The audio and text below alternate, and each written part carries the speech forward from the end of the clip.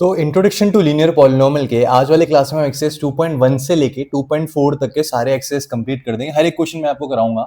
तो बिना देरी के स्टार्ट करते हैं अपने क्लास को। तो एक्सरसाइज 2.1 में कहता है सबसे पहले find the degree of the following polynomial. तो सबसे पहले आप ये समझना कि डिग्री का मतलब क्या होता है। डिग्री का मतलब होता है हाईएस्ट पावर। डिग्री का मतलब क्या होता है? डिग्री का मतलब होता है highest power, highest power of the variable, highest power of the variable in a polynomial, of the variable in a polynomial, of the variable in a polynomial। तो आप बोलोगे सर अगर हम इस क्वेश्चन की बात करें, इस क्वेश्चन में फर्स्ट क्वेश्चन के अंदर फर्स्ट पार्ट में इसकी बात कर रहा हूं, इसमें आप देखोगे कि क्वेश्चन है हमारा 2x² माइनस 5x प्लस 3। आप देखो यहां पे मेरा वेरिएबल क्या है? वेरिएबल है यहां पे x। तो इस पूरे वेरिएबल के अंदर वेरिएबल यहां पे भी लिखा हुआ है ये रहा, और वेरिएबल यहां पे भी लिखा हुआ है, लेकिन हाईएस्ट पावर क्या है यहाँ पे? 2 है या 1 है? 2 है ना, तो इसलिए यहां पे इसकी डिग्री क्या हो जाएगी? 2 हो जाएगी। डिग्री क्या हो जाएगी? 2 हो जाएगी। ऐसे अगर मैं बात करूं, आप देखोगे यहां पे इस वाले क्वेश्चन में अगर आप देखोगे तो यहाँ पे y यहाँ पे हमारा वेरिएबल है, और y के पावर क्या क्या है? यहाँ पे 3 है y का पावर, और यहाँ पे y का पावर 1 है। लेकिन देखा जाए तो हाईएस्ट पावर कौन सा है? हाईएस्ट पावर 3 है ना, तो इसलिए इस क्वेश्चन में डिग्री क्या हो जाएगी आपकी? डिग्री हो जाएगी आपकी 3।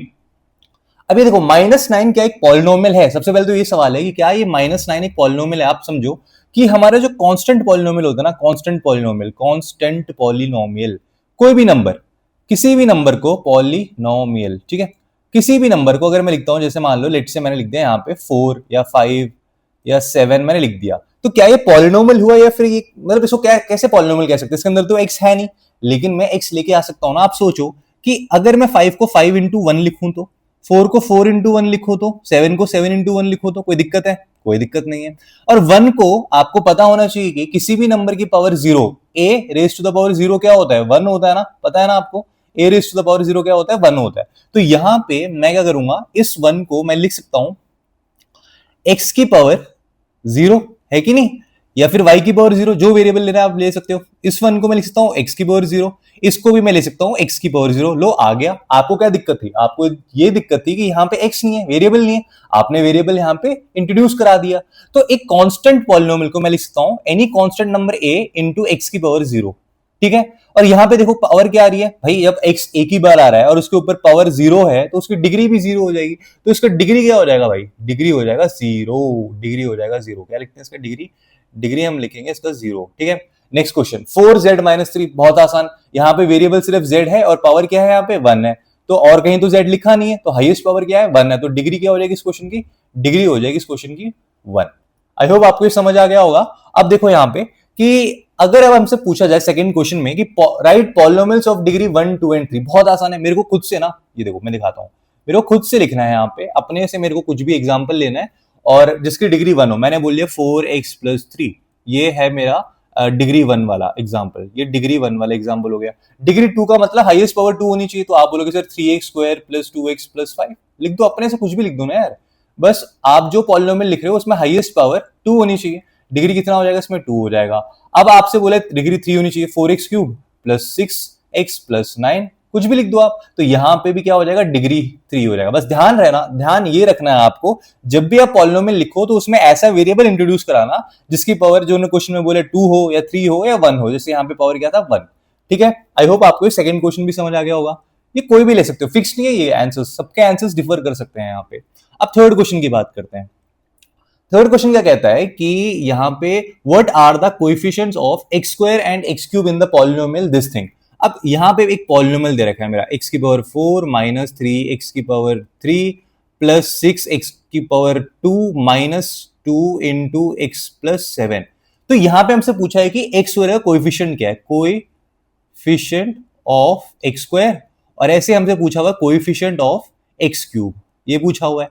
जब भी आपसे पूछे किसी भी वेरिएबल का कोएफिशिएंट क्या है, तो उसका मतलब ये होता है कि उस वेरिएबल के साथ लगा हुआ जो कांस्टेंट वैल्यू है ना, वही उसका कोएफिशिएंट होगा। या फिर जैसे मान लो अगर मैं आपसे बोलता हूं कि जरूरी नहीं है कि वो कांस्टेंट वैल्यू, जैसे मैंने आपको एक ये दे दिया ax + b, तो आपसे मैंने पूछा इसमें x का कोएफिशिएंट क्या है, कोएफिशिएंट ऑफ x क्या है, तो आप बोलोगे सर कोएफिशिएंट ऑफ x ना यहाँ पे a हो जाएगा। अच्छा मैं आपको दे देता हूं yx + सी। तो आपसे मैंने यहाँ पे पूछा कि कोएफिशिएंट ऑफ एक्स क्या है, तो आप यहाँ पे बोलोगे सर कोएफिशिएंट ऑफ एक्स क्या हो जाएगा, यहाँ पे वाई हो जाएगा इस केस में। तो अगर आपसे जिस भी चीज का कोएफिशिएंट पूछा जाए ना, जिस भी वेरिएबल का कोएफिशिएंट पूछा जाए, उस वेरिएबल के साथ जो भी लिखा हुआ है, अब चाहे वो कांस्टेंट टर्म हो, चाहे वो वेरिएबल हो, कोई और वेरिएबल हो, आप उसको उतार के लिखना है। जैसे यहाँ पे आप देखना एक्स स्क्वायर के साथ क्या लिखा हुआ है यहाँ पे, तो आप बोलोगे सर एक्स स्क्वायर के साथ तो यहाँ पे लिखा हुआ है 6, पॉजिटिव 6, तो यहाँ पे इसका आंसर हो जाएगा 6। ठीक है। अब जैसे एक्स क्यूब की बात करते हैं, एक्स क्यूब के साथ कौन सा कांस्टेंट टर्म साथ लिखा हुआ है, तो आप बोलोगे सर देखो -3, ध्यान दो ना यहाँ पे नेगेटिव साइन भी है, तो ये -3 साथ लिखा हुआ है, तो इसका कोएफिशिएंट -3 हो गया। आई होप आपको ये क्वेश्चन भी समझ आ गया होगा। अब चलते हैं अपने फोर्थ क्वेश्चन की तरफ। फोर्थ क्वेश्चन भी कोएफिशिएंट वाला ही है। What is the coefficient of z in the polynomial 4z cube plus 4z square minus 11। देखो किसका कोएफिशिएंट पूछा उन्होंने मेरे से पूछा कि z का कोएफिशिएंट क्या है, और हमारा पॉलिनोमियल है क्या एक्चुअली में 4z cube plus 5z square minus 11। अच्छा आप एक बात बताओ, आपको z का पूछा उन्होंने कोएफिशिएंट, ये तो z क्यूब है, ये तो z स्क्वायर है, z कहां पर है, यहां पे कोई z दिख ही नहीं रहा मेरे को, यहां पे कोई z है क्या, यहां पे कोई z नहीं है, कोई z नहीं है। इसका मतलब यहां पे इस चीज को अगर मैं ना लिखूंगा तो उसको ऐसे लिख सकता हूं, यहां पे कोई z नहीं है ना, तो उसको मैं 0z की तरह भी लिख सकता हूं, प्लस 5z स्क्वायर माइनस 11। तो यहां पे इसका कोएफिशिएंट क्या हो जाएगा, तो आप बोलोगे सर यहां पे इसका कोएफिशिएंट हो जाएगा 0। क्या हो जाएगा 0। ये जो नंबर है ना यही इसका कोएफिशिएंट है, क्योंकि z यहां पे है ही नहीं। अच्छा सेकंड इसके अंदर, what is the constant term of the polynomial this thing. अच्छा एक बात बताता हूं आपको मैं कि जो कांस्टेंट से 2.1 स्टार्ट हो गया, 2.2 स्टार्ट हो गया, नेक्स्ट पेज ऐड करते हैं। आपके एक पॉलिनोमियल का, एक लीनियर पॉलिनोमियल का फॉर्म होता है ax प्लस बी, ये होता है लीनियर पॉलिनोमियल, लीनियर पॉलिनोमियल। ठीक है, ये होता है एक क्वाड्रेटिक पॉलिनोमियल। क्वाड्रेटिक पॉलिनोमियल मतलब ऐसे पॉलिनोमियल जिनका जो पावर है ना, जिनकी जो डिग्री है वो 2 होती है, जैसे कि a square plus B X plus C. तो यहां पे जो b है और यहां पे जो c है, इन्हीं को हम क्या बोलते हैं, कांस्टेंट टर्म्स बोलते हैं। क्या बोलते हैं इनको, इनको हम बोलते हैं constant terms. These terms are called as constant terms. ठीक है। तो अगर ऐसे ही अगर यहां पे इस क्वेश्चन में आपको पूछा गया है कि 9x cube plus 5x square, जैसे ये लिखा हुआ 9x cube plus 5x square, और फिर लिखा हुआ है -8x माइनस 10, -8x माइनस 10 में आपका कांस्टेंट टर्म पूछा उन्होंने, बताओ कि कांस्टेंट टर्म क्या है, कांस्टेंट टर्म क्या है। तो आप बोलोगे सर यहां पे जो हमारा कांस्टेंट टर्म है ना, आप देखो ये हमारा हो गया वेरिएबल के साथ वाला, इसमें कोई कांस्टेंट नहीं है, ये भी हमारा वेरिएबल है, इसके अंदर भी, इसके अंदर भी हमारा वेरिएबल लिखा हुआ है। तो जो वेरिएबल के बिना एक फिक्स नंबर जो आया हुआ है ना, यही आपका कांस्टेंट टर्म है। तो यहां पे this thing is your constant term and which is -10। तो ये आपका आंसर हो गया लास्ट क्वेश्चन का भी। तो यहां पे हमारे 2.1 एक्सरसाइज के सारे क्वेश्चन समाप्त हो गए। बहुत इजी क्वेश्चन थे, 5 क्वेश्चन थे। अब हम चलते हैं 2.2 की तरफ। अब 2.2 में सबसे पहला क्वेश्चन है, find the value of linear polynomial 5x minus 3 if. ये क्वेश्चन है। सबसे पहले तो ये समझो कि लीनियर का मतलब क्या है। यहाँ पे लीनियर पॉलिनोमियल का मतलब मैंने आपको थोड़ी देर पहले पीछे यहाँ पे समझाया ना कि लीनियर का मतलब ये होता है, लीनियर का मतलब ऐसा पॉलिनोमियल, जैसे लीनियर पॉलिनोमियल का मतलब होता है, लीनियर पॉलिनोमियल का मतलब ये होता है जब मैं लिखता हूं कोई भी पॉलिनोमियल जिसमें x की पावर 1 हो, हाईएस्ट पावर क्या हो 1 हो, डिग्री 1। कहने का मतलब है आपका ऐसा पॉलिनोमियल जिसमें डिग्री क्या हो 1 के बराबर, उसी को हम कहते हैं लीनियर पॉलिनोमियल। अब यहां पे देखो, आप देखो 5x माइनस 3 में x की पावर क्या 1 है ना, तो ये लीनियर पॉलिनोमियल ही तो हुआ। तो यहां पे क्वेश्चन में बोला गया है कि हमें एक पॉलिनोमियल को पता है कैसे रिप्रेजेंट करते हैं, ऐसे रिप्रेजेंट करते हैं। पहला क्वेश्चन करा रहा हूं, polynomial in variable x is मेरे को गिवन 5x माइनस 3।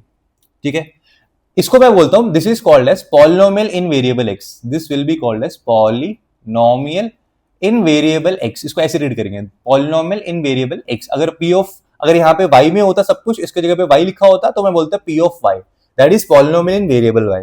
अब p ऑफ x मैंने इसको एक नाम दे दिया। अब मेरे से पूछा है अगर मैं इनपुट को, सबसे पहला क्वेश्चन इसका फर्स्ट पार्ट, अगर मैं इनपुट को यानी कि x इज इक्वल टू 0 डाल दूं तो ये मेरा हो जाएगा पॉलिनोमियल। जब मेरी इनपुट 0 हो जाएगी उस टाइम पे क्या होगा, x की वैल्यू को 0 रखना है, और यहाँ पे इसका आंसर आ जाएगा 5 इंटू 0 0 -3 पहला आंसर आ गया।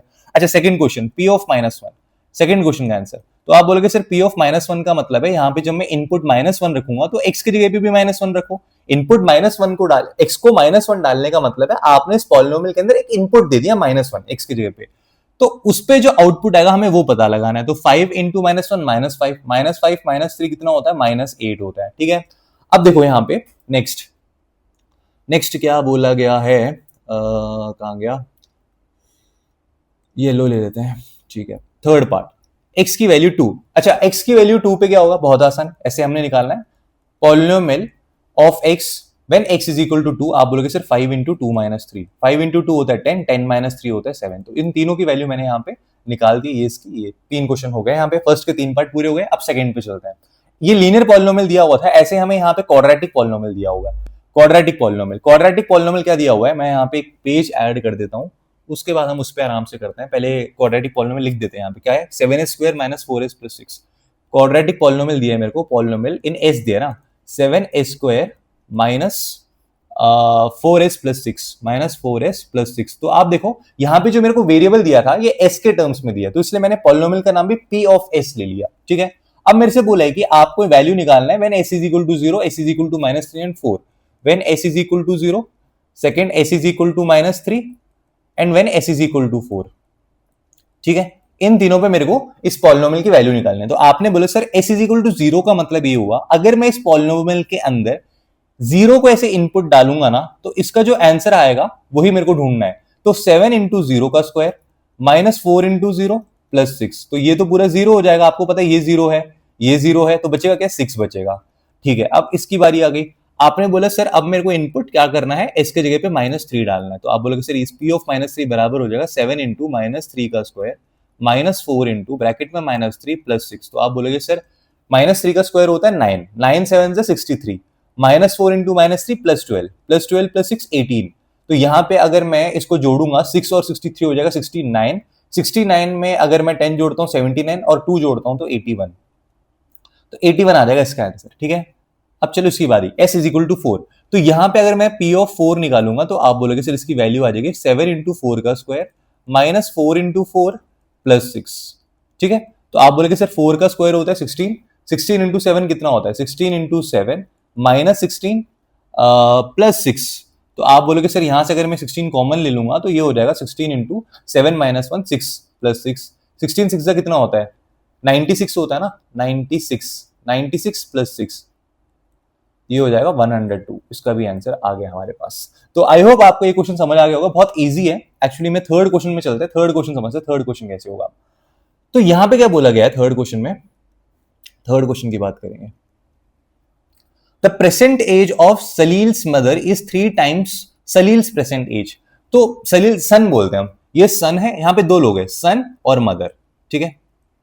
यहां पे बात की गई है जो सलील की जो सलील क्या नाम है यार, सलील की मम्मी की जो प्रेजेंट एज है ना, वो सलील के प्रेजेंट एज के 3 टाइम्स। किससे कंपैरिजन हो रहा है, आप खुद देखो यहाँ पे किससे कंपैरिजन हो रहा है, यहाँ पे कंपैरिजन हो रहा है सलील के प्रेजेंट एज से, इस 3 टाइम्स सलील प्रेजेंट एज। तो जिस भी क्वांटिटी से कंपैरिजन होता है ना, उस क्वांटिटी को आप वेरिएबल मान लो। तो यहां पे मैं बोलूंगा, यहां पे मैं क्या करूंगा, सलील की एज को मैं एक्स मान लूंगा। और क्या बोला गया है कि ये प्रेजेंट एज की बात कर रहा हूं मैं, प्रेजेंट एज, प्रेजेंट एज, ये प्रेजेंट एज की बात कर रहा हूं। तो यहां पे मैंने सलील के प्रेजेंट एज को एक्स मान लिया। तो बोला क्या है कि सलील की मम्मी का जो एज है, प्रेजेंट एज है, वो सलील के प्रेजेंट एज का 3 टाइम्स है। लो हो गया। अब क्या बोला है, आफ्टर 5 इयर्स, 5 साल बाद, there edges will be will add up to 70 years, 5 साल बाद, आफ्टर 5 इयर्स। अब मैं लिखता हूं यहाँ पे आफ्टर 5 इयर्स, आफ्टर 5 इयर्स। तो आप खुद देखना 5 साल बाद क्या बेटे की एज 5 साल बढ़ जाएगी और मम्मी की भी एज तो 5 साल बढ़ेगी, तो दोनों की एज ये हो जाएगी 5 साल बाद, x प्लस 5 और 3x प्लस 5। इसकी प्रेजेंट एज मतलब आज का टाइम पे इसकी एज x है, तो 5 साल बाद इसकी एज x प्लस 5 हो जाएगी। मम्मी की प्रेजेंट एज 3x है, तो 5 साल बाद मम्मी की एज 3x प्लस 5 हो जाएगी। अब बोला क्या है कि इन दोनों का जो एज है आफ्टर 5 इयर्स, उसको हम जोड़ेंगे ना, अगर x प्लस 5 प्लस अगर मैं ये बेटे के 5 साल की बात की एज है, ये मम्मी के 5 साल की बात की एज है, इन दोनों को जोड़ेंगे तो हमें क्या मिलेगा, 70 मिलेगा। ये बोला हुआ है क्वेश्चन में, ये पूछा है कि इनके प्रेजेंट एज ढूंढ के बताओ। तो बहुत आसान है, आप तो सॉल्व कर लेंगे। यहाँ पे इसको x को और x को 3x को जोड़ेंगे तो आ जाएगा 4x plus 10 is equal to 70। यहाँ पे मैं 10 को ट्रांसपोज करूंगा, उधर लेके जाऊंगा, तो ये हो जाएगा 4x इज इक्वल टू 60 और ये हो जाएगा x इज इक्वल टू 15। यानी कि मेरे को, मैंने x यहाँ पे क्या लेट किया था, मैंने यहाँ पे x लेट किया था सलील की प्रेजेंट एज। देखो ये देखो, सलील के प्रेजेंट एज को मैंने x माना था, तो यहाँ पे मेरे को सलील की एज क्या मिली है, सलील की एज मेरे को मिली है 15 इयर्स। तो मॉम की एज क्या हो जाएगी उसके, तो मॉम तो सलील के प्रेजेंट एज के 3 टाइम्स थी, तो 3 इंटू 15 45 ईयर्स हो जाएगी मॉम की एज। तो आई होप आपको थर्ड क्वेश्चन समझ आ गया होगा। अब हम चलते हैं फोर्थ क्वेश्चन की तरफ। फोर्थ क्वेश्चन क्या कहता है? फोर्थ क्वेश्चन कहता है difference between two positive integers is 63, the ratio of the two integers. हमें उन दो इंटीजर्स के बारे में कुछ डिटेल दे रखा है, यानी कि वो जो इंटीजर्स है ना उन दोनों का रेशियो है 2/5। अच्छा, ये ना रेशियो है, this are not original values. मान लेते हैं कि इनका ओरिजिनल वैल्यू जो था वो, जैसे कि कैसे समझाऊं मैं आपको, जैसे कि कोई नंबर अगर 4 और 16 है, ठीक है, लेट्स से ए ये था 4 और बी इज इक्वल टू 16 था। इसका रेशियो का मतलब पता है क्या होता है? रेशियो का मतलब होता है जब मैं ए अपॉन में बी करूं तो 4/16 लिखूंगा, तो 4 से 16 कट जाएगा 1/4। मतलब कि जब भी रेशियो की बात करते हैं, जो रेशियो लिखा हुआ है इसका मतलब ये वो नंबर्स है, ये को प्राइम नंबर्स है। को प्राइम नंबर्स ये ऐसे दो नंबर्स हैं जो कट फुटा के आए हैं, इसको आप और छोटा नहीं कर सकते हो, जितना भी इनके अंदर कॉमन था वो कट चुके हैं, अब ये आया है। तो मान लेते, लेट कर लेते, जो इनके अंदर कॉमन था ना, जो मैंने दोनों में से काटा, वो क्या है, वो लेट कर लेते, let the numbers be 2x and 5x। क्योंकि मैंने जो काटा वो सेम काटूंगा ना, ऊपर से नीचे से सेम ही तो नंबर काटूंगा। जैसे 4/16 में यहाँ पे मैं ऊपर 4 इंटू 1 4 होता है, ये 4 4 16 होता है, तो ऊपर से भी 4 काटा है मैंने, नीचे से भी एक 4 काटा है। तो ऐसे ऊपर और नीचे मैंने मान लिया कि दोनों जगह सेम नंबर था, x और x, तो मेरे को ओरिजिनल नंबर्स ये मिल गए। लेट कर लिया मैंने अपना, लेट द ओरिजिनल नंबर्स भी 2x एंड 5x। अब बोला क्या है कि यहाँ पे इन दोनों नंबर का जो डिफरेंस होगा ना वो किसके बराबर होगा? वो बराबर होगा 63 के। तो आप बोलेगे सर 3x बराबर हो जाएगा 63 के और x बराबर हो जाएगा 21, x इज इक्वल टू 21 हो जाएगा। अगर आपके पास x इज इक्वल टू 21 आ गया, उन्होंने क्या पूछा था कि भाई हमें वो दोनों नंबर्स बताओ। आपका नंबर x नहीं है, आपका नंबर क्या है? आपका नंबर है 2x और 5x। अब देखो ये रहा, ये है 2x और ये है आपका 5x। तो 2x की वैल्यू क्या आएगी? तो आप बोलोगे सर 2x की वैल्यू हमारे पास आ जाएगी, देखो यहां लिखता हूं, नहीं छोड़ो अगले पेज पे लिखता हूं। तो x मेरे पास क्या आया है? x मेरे पास आया है 21, है ना। तो 2x और 5x की वैल्यू क्या आएगी? तो आप बोलोगे सर 2x हो जाएगा 2 इंटू 21 और 5x हो जाएगा 5 इंटू 21। तो ये हो गया 42 और ये हो गया 105। ठीक है, आसान है ना ये क्वेश्चन भी। अब हम चलते हैं नेक्स्ट क्वेश्चन को करते हैं। नेक्स्ट क्वेश्चन क्या कहता है? नेक्स्ट क्वेश्चन के लिए चलो है स्पेस। नेक्स्ट क्वेश्चन क्या कहता है कि यहाँ पे Ruby has 3 times as many 2 rupees coins as she has 5 rupees coin. If she has total of rupees 88, how many coins does she have of each type? बहुत ही बढ़िया क्वेश्चन है, इसमें बच्चे फंस सकते हैं क्योंकि ऐसे क्वेश्चन में यार लैंग्वेज समझ नहीं आता। जिसको लैंग्वेज समझ आ गई ना कि लिखा क्या है, किससे कंपेयर करना है, किसको वेरिएबल मानना है, फिर तो क्वेश्चन आसान है, बहुत ही आसान है। तो फिफ्थ क्वेश्चन को ध्यान से सुनना। मैंने बोला कि रूबी के पास ना has 3 times as many 2 rupees coin as she has 5 rupees coin। जितने उसके पास 5 रुपए कॉइन्स है ना, उसके 3 टाइम्स उसके पास 2 रुपीज कॉइन है। Ruby has 3 times as many 2 rupees coin as she has 5 rupees coin। तो 5 रुपए कॉइन से कंपैरिजन हो रहा है ना यहाँ पे, जितने उसके पास 5 रुपए के सिक्के हैं उससे 3 टाइम ज्यादा उसके पास 2 रुपए के सिक्के हैं, 3 टाइम्स ज्यादा। तो यहां पे मैं बोलूंगा कि let 5 rupee coins be x number, let number of 5 rupee coin be x। ठीक है, तो आप बोलोगे सर अगर यहां पे मैं 5 रुपी कॉइन को x मान लेता हूं तो therefore number of 2 rupee coins will be, क्या बोला है यहां पे, 3 times as many 2 rupees coin as she has 5 rupee coin. मतलब कि उसके पास 3 गुना ज्यादा 2 रुपए कॉइन होंगे as compare to 5 rupees coin. तो 5 रुपी कॉइन उसके पास x है, तो 2 रुपी कॉइन कितने हो जाएंगे? 3x हो जाएगा। तो यहां पे मैंने क्या मान लिया? यहां पे मैंने मान लिया इसके पास x 5 रुपये कॉइन है, इसके पास 3x 2 रुपये कॉइन है। अब क्वेश्चन में क्या बोला है, इनकी जो टोटल वैल्यू है ना, मतलब कि जितने भी इसके पास कॉइन है, इसकी अगर वैल्यू को जोड़ दे तो हमारे पास टोटल वैल्यू 88 निकल के आती है। तो आप बताओ, अगर मेरे पास एक 5 रुपए का सिक्का है तो उसकी वैल्यू 5 है, एक 2 रुपए का सिक्का है तो उसकी वैल्यू 2 है। तो यहां पे अगर मेरे पास एक 5 रुपए का सिक्का उसकी वैल्यू 5 है, तो x 5 रुपए के सिक्के की वैल्यू कितनी हो जाएगी? आप बोलोगे सर 5x हो जाएगी, है कि नहीं है? और अगर मेरे पास 3x 2 रुपए वाले सिक्के हैं, देखो एक 2 रुपए वाले सिक्के की वैल्यू 2 रुपए 2 है, एक 2 रुपए वाले सिक्के की वैल्यू 2 है। अगर मेरे पास 3x 2 रुपए वाले सिक्के तो उसकी वैल्यू कितनी हो जाएगी? 3x इंटू 2 हो जाएगी। और इसकी वैल्यू क्वेश्चन में 88 दे रखी है कि नहीं? तो यहां पे मैं बोलूंगा ये हो जाएगा 5x plus 6x is equal to 88 और ये आ जाएगा 11x इज इक्वल टू 88 और x आ जाएगा मेरे पास 8। ठीक है, x मेरे पास 8 आ गया। इसका मतलब मेरे पास जो x क्या माना था हमने, 5 रुपए वाले सिक्के, तो मेरे को पता चल गया कि मेरे पास 8 5 रुपए वाले सिक्के थे। और 2 रुपए वाले सिक्के कितने मेरे पास, 3 इंटू एक्स, तो 3x की वैल्यू क्या हो जाएगी, तो आप बोलोगे सर 3 इंटू 8 24। 24 2 रुपीज वाले, ये 5 रुपए वाले सिक्के कितने हैं, आप बोलोगे सर 8 सिक्के हैं। और 2 रुपए वाले सिक्के कितने हैं, तो आप बोलोगे सर मेरे पास यहाँ पे 24 सिक्के हैं।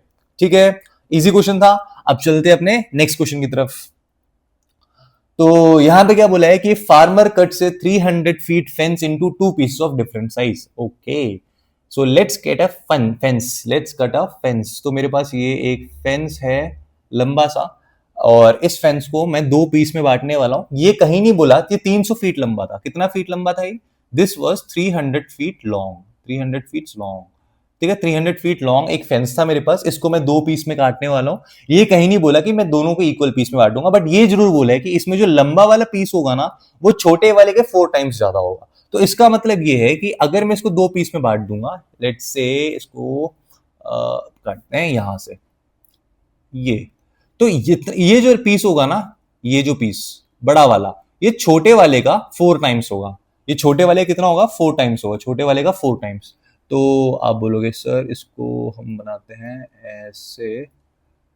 तो अगर मैं इसको x मानू, छोटे वाले की लेंथ x मानू, लेट द, क्योंकि छोटे वाले से कंपैरिजन हो रहा है ना, आप हमेशा क्वेश्चन पढ़ के ये समझा करो कंपैरिजन किसके हो रहा है। यहां पे लिखा हुआ है कि the longer piece is 4 times as long as the shorter piece. तो शॉर्टर पीस से यहां पे कंपैरिजन हो रहा है, तो आप यहां पे बोलोगे sir let the shorter piece be x, let the shorter piece length of shorter piece is equal to x। तो आप अगर इसको x मानोगे तो आपकी जो लॉन्गर पीस है उसकी लेंथ कितनी है, 4 टाइम्स द शॉर्टर पीस, ये था। और आपको पता है टोटल लेंथ कितनी है, टोटल लेंथ कितनी हो गई 4x plus x in terms of variable. लेकिन वैल्यू भी तो दे रखी है हमें 300 फीट्स, 300 फीट्स हमें दे रखी है इसकी वैल्यू। तो आप बोलोगे सर 5x बराबर हो जाएगा 300 के, तो x मेरा बराबर हो जाएगा 60 के।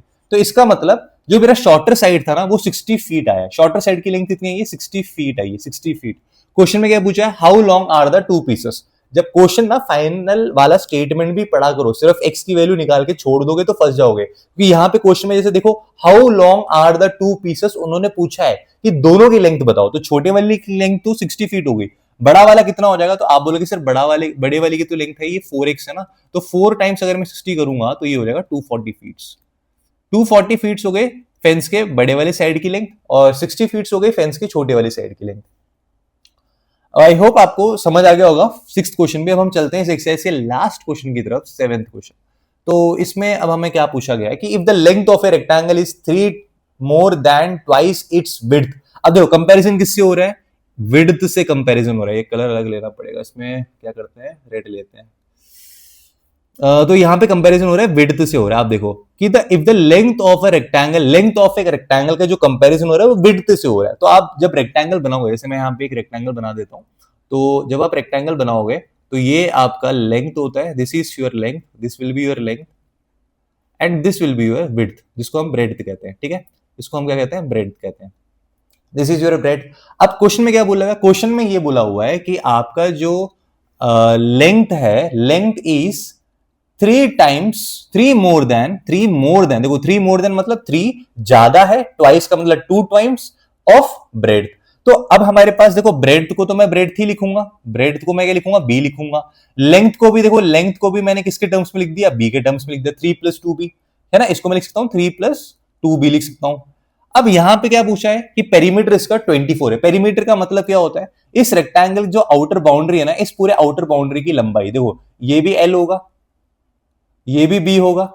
तो पेरीमीटर का मतलब है इन चारों लंबाई l plus B plus L plus B. तो यहां पे पेरीमीटर का फॉर्मूला होता है, पेरीमीटर का फॉर्मूला होता है 2 times of length plus breadth. Length भी 2 बार आ रहा है, ब्रेड्थ भी 2 बार आ रहा है यहाँ पे, तो दोनों को जोड़ दोगे तो पेरीमीटर मिल जाएगा। तो इस क्वेश्चन के हिसाब से पेरीमीटर की वैल्यू हमें क्वेश्चन में दे रखी है, कितनी दे रखी है पेरीमीटर की वैल्यू, तो आप बोलोगे सर पेरीमीटर की वैल्यू यहाँ पे दे रखी है 24 सेंटीमीटर। और यहां पे मैं डालूंगा पेरीमीटर के फॉर्मूले में अपना लेंथ, इस क्वेश्चन के हिसाब से 3 प्लस 2b, और ब्रेड तो हमें b पता ही है, इज इक्वल टू 24। तो आप बोलोगे सर ये हो जाएगा 2 into 3 plus 3b is equal to 24। तो मैंने क्या करा, मैंने यहां से 2 को 24 से काट दिया, 2 12 जा 24 होता है। 2 को ट्रांसपोज करूंगा वहां लेके जाऊंगा, चलो मैं करके दिखा देता हूं आप लोगों को, लेके जाऊं उस क्वेश्चन में। चलो यहाँ पे था 2 into 3+3b is equal to 24, है ना। तो मैं 2 को ट्रांसपोज करूंगा तो ये हो जाएगा 3+3b इज इक्वल टू 24/2। तो ये कट के कितना हो जाएगा, ये 12 आ जाएगा। तो 3+3b इज इक्वल टू 12 आ जाएगा। अब मैं अगर 3 को ट्रांसपोज करके वहां लेके जाऊंगा तो 3b is equal to 12 minus 3 9 हो जाएगा। तो 3b इज इक्वल टू 9 है, तो मतलब b की वैल्यू हो जाएगी 9/3 जो कि 3 सेंटीमीटर्स हो जाएगा। तो यहाँ पे पूछा right what are the dimension, देखो क्वेश्चन पूरा पढ़ना। व्हाट आर द डायमेंशन मतलब आपने अभी ब्रेड तो निकाला है, सिर्फ लेंथ भी तो डायमेंशन का पार्ट है ना, तो लेंथ की वैल्यू भी निकाल दो। लेंथ इज इक्वल टू कितना था, 3 टाइम्स क्या लिखा था, 3 more than twice the bread, तो ये था हमारा लेंथ। तो यहाँ पे 3 + 2 टाइम्स ऑफ ब्रेड कितना है, 3 आया है। तो ये हो जाएगा 2 3 6 + 3 9 सेंटीमीटर। बोर्डमास का रूल तो याद है ना, यहाँ पे 3 और 2 को पहले मत जोड़ देना, 2 इंटू 3 पहले होगा फिर उसका आंसर 3 में जोड़ना। तो 6 + 3 9 सेंटीमीटर से हमारे लेंथ भी आ गया। आई होप आपको एक्सरसाइज 2.2 भी कंप्लीटली समझ आ गया होगा। अब चलते एक्सरसाइज 2.3 में। पहला सवाल, एक स्टूडेंट के पास 500 रुपए अपने सेविंग्स बैंक अकाउंट में, उसे हर महीने 150 रुपए मिलते हैं। और यहाँ पे बोला गया है कि अगर मैं सेकेंड मंथ से स्टार्ट करूं तो हर महीने के एंड में कितने पैसे उसके अकाउंट में पड़े होंगे। फाइंड ए लीनियर एक्सप्रेशन, और इसको ना एक लीनियर एक्सप्रेशन से दिखाओ कि अगर n महीने है मेरे पास तो n महीने के एंड में उसके अकाउंट में कितने रुपए पड़े होंगे। तो यहाँ पे सबसे पहले इन्होंने बोले सेविंग्स बैंक अकाउंट में कितने पैसे पड़े हुए, सेविंग्स बैंक अकाउंट। तो आप बोलोगे सर सेविंग्स बैंक में, सेविंग्स अकाउंट में स्टार्टिंग में ही उसके 500 रुपए पड़े हुए हैं, ऑलरेडी उसके पास 500 रुपए है। अब जैसे मैं बात करता हूं कि जैसे यहाँ पे महीने की बात हो रही है, महीना मंथ, ये मंथ है। और नीचे किसी बात हो रही है she will have this every month from the second month find linear amount, और सेकंड में नीचे बात हो रही है अमाउंट की, ये बात हो रही है अमाउंट की। तो आप देखोगे बच्चों कि यहाँ पे मैं क्या करूंगा ना, मैं मान लेता हूं कि स्टार्टिंग में मेरे पास ना 500 रुपए, तो इसको मैं मंथ काउंट नहीं करूंगा, मंथ शुरू होने से पहले ही जब मैं देखूंगा तो मेरे अकाउंट में ऑलरेडी 500 रुपए पड़े हुए हैं। अब जब पहला महीना आ जाएगा, पहला महीने का एंड पहुंचते मेरे अकाउंट में 150 रुपए और आ जाएंगे एस पॉकेट मनी, ठीक है, 150 आ जाएगा। अब दूसरा महीना आते ही आप बोलोगे सर पहले का 500 पड़ा हुआ है, पहले का एक 150 पड़ा हुआ है, इस महीने का भी 150 आ जाएगा। तो आप बोलोगे सर 500 + 150 + 150, तो इसको मैं बोल सकता हूं ना, इसको मैं ऐसे लिख सकता हूं 500 + 2 × 150। तो ऐसे ही आप बोलोगे सर अगर तीसरे महीने की बात करें तो आप बोलोगे सर कि यहाँ पे 500, और देखो पहले 2 महीने के 150 रुपीज पड़े हुए हैं, तो तीसरे महीने का भी 150 मिला के 3 टाइम्स 150 हो जाएगा। तो ये हमारे अकाउंट में आता जाएगा। तो आपसे बोलेगी आप ये सेकंड मंथ ऑनवर्ड्स बनाओ। यहाँ पे आपने 3-4, आप इसको करना क्या है, आप देखो आप यहाँ पे सबसे पहले यहाँ पे इसको ऐसे लिखो 0 पे 500 है, यहाँ पे आप लिख देना कि ऊपर महीना मंथ का और नीचे अमाउंट, और यहाँ पे 0 पे 500, पहले महीने उसके पास 500 + 1 × 50, 500 + 1 × 150, और दूसरे महीने में उसके पास 500 + 2 × 150, और तीसरे महीने में उसके पास ऐसे करते जाना, तीसरे महीने में उसके पास 500 + 3 × 150, और फिर ऐसे अगर 3-4 और बना देना, और लास्ट में ऐसे करते करते लास्ट में n मंथ में कितना होगा। अब देखो अब हमें लीनियर एक्सप्रेशन निकालना है, हम इसका एक जनरल रूल निकालना चाहते हैं। अब जैसे मेरे को पता चलेगा कि 1 महीने के एंड में कितना है, 2 महीने के एंड में कितना है, लेकिन मैं नहीं चाहता ना कि मैं बार बार जोड़ के निकालूं। मैं चाहता हूं कि मेरे पास एक जनरल पैटर्न आ जाए, एक फॉर्मूला आ जाए, उस फॉर्मूले में मैं कुछ इनपुट डालूं और डायरेक्टली मेरा आउटपुट निकल जाए, यानी कि मैं महीना डायरेक्टली उसमें डाल दूं इनपुट के तौर पे, मेरे को डायरेक्टली पता चल जाएगा उस महीने में कितने अमाउंट मेरे अकाउंट में रहेंगे। तो यहाँ पे आपको क्या करना है, आपको बस बेसिकली यहाँ पे बस आपको पैटर्न देखना है। देखो स्टार्टिंग में उसके पास 500 रुपए थे, और उसके बाद 0 टाइम्स 150 था, उसको अभी तक 150 रुपए मिले नहीं है। उसके बाद पहला जैसे ही महीना स्टार्ट हुआ तो उसके पास पहले महीने के 150 रुपए आ गए। जैसे ही उसके बाद दूसरा महीना स्टार्ट खत्म हुआ, दूसरे महीने के एंड में उसके पास 2 टाइम्स 150 आ गए।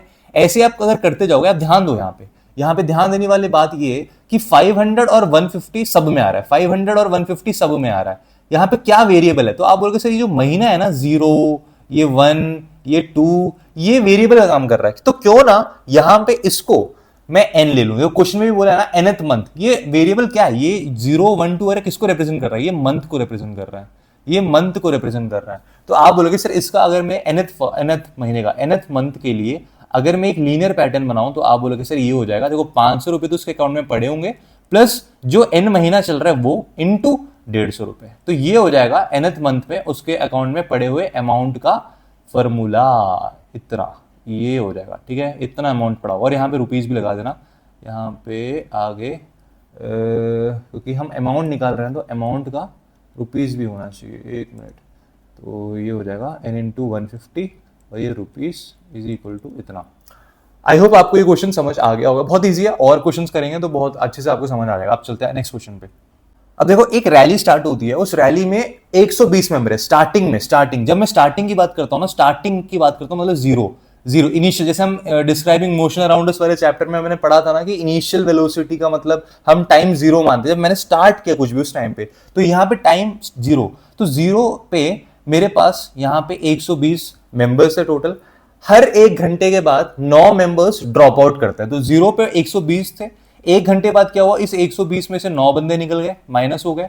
अच्छा, उसके बाद क्या हुआ, उसके बाद अगले दूसरे घंटे के एंड पे क्या हुआ, दोबारा 9 बंदे, पहले 9 बंदे ऑलरेडी माइनस हो चुके थे, अब ये सेकेंड टाइम दोबारा 9 बंदे और माइनस हो जाएंगे। ऐसे थर्ड आर के बाद भी क्या होगा, ऑलरेडी 2 बार 9 माइनस हो चुके थे, 9 बंदे निकल चुके थे, 3 बार 9 लोग निकल जाएंगे। अब यहाँ पे आके एक और बार 9 लोग निकल जाएंगे। तो आप देखो यहाँ पे 120 माइनस 1 इंटू 9 हो रहा है, यहाँ पे 120 माइनस 2 इंटू 9 हो रहा है, यहाँ पे 120 माइनस 3 बार 9 लोग निकल चुके हैं यहाँ पे अभी तक।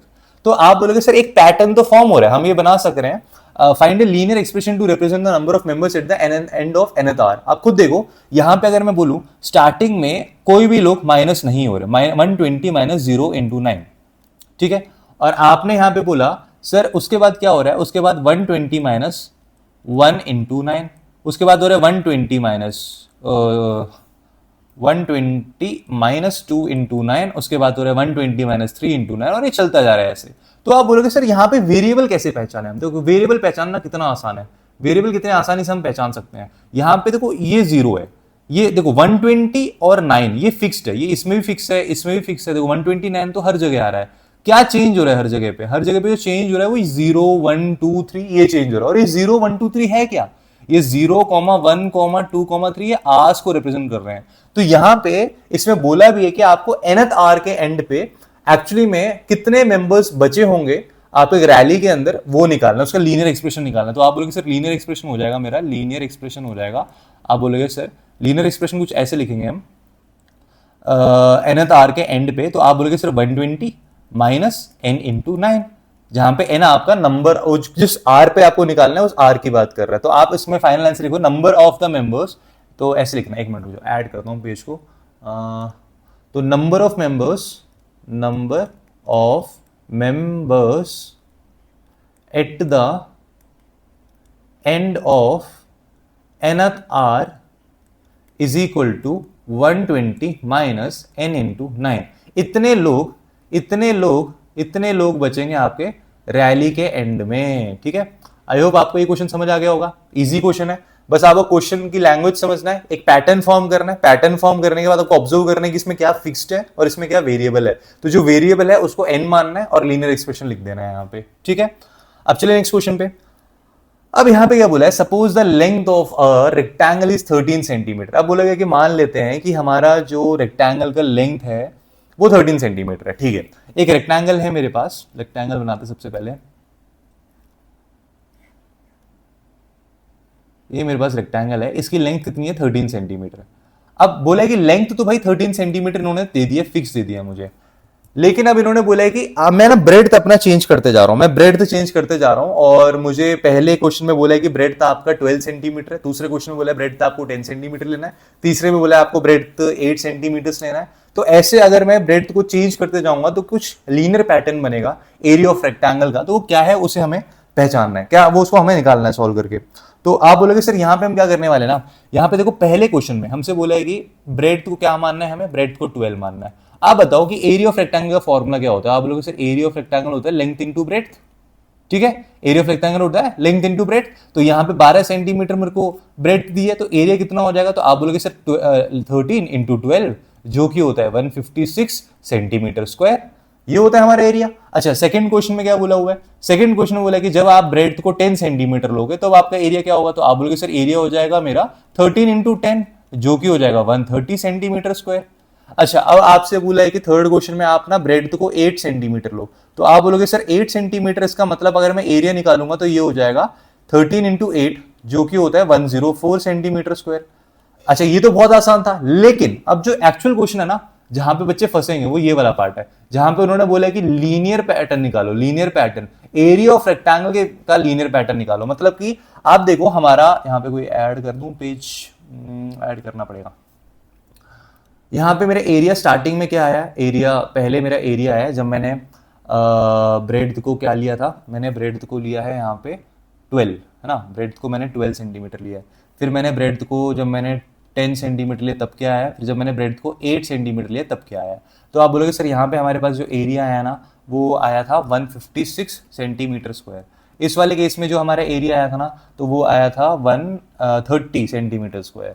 और इस वाले केस में जो एरिया आया था ना तो आप बोलोगे सर वो था 104 सेंटीमीटर स्क्वायर। आप देखो यहाँ पे एक पैटर्न है, लीनियर पैटर्न का मतलब क्या होता है ना, कोई भी चीज ऐड हो रही है वहां पे, कोई भी एक सेम अमाउंट से वो इंक्रीज हो रहा होगा या कोई एक सेम अमाउंट से वो डिक्रीज हो रहा होगा, प्लस या माइनस लगा के जब हम कुछ करते हैं ना उसी को हम कहते हैं लीनियर पैटर्न। आप देखो यहाँ पे इन पुराने क्वेश्चंस में हमने यहाँ पे देखो 120 में से हमें एक चीज बार बार माइनस करे जा रहे हैं, एक सेम चीज हम बार बार माइनस करे जा रहे हैं कि हमने पहले एक बार -9 करा, फिर दूसरी बार भी 9 को माइनस करा, फिर 3 बार 9 को माइनस करा, तो हम कुछ ऐड करते हैं या फिर कुछ घटाते हैं, उसी को हम लीनियर पैटर्न कहते हैं। तो यहां पे भी हमें एरिया के साथ कुछ ऐसा करना है जिससे हमें एक पैटर्न मिल जाए जहां पे हम एरिया को ऐड कर रहे हैं, एरिया के अंदर कुछ ऐड कर रहे हैं और एरिया के अंदर कुछ घटा रहे हैं।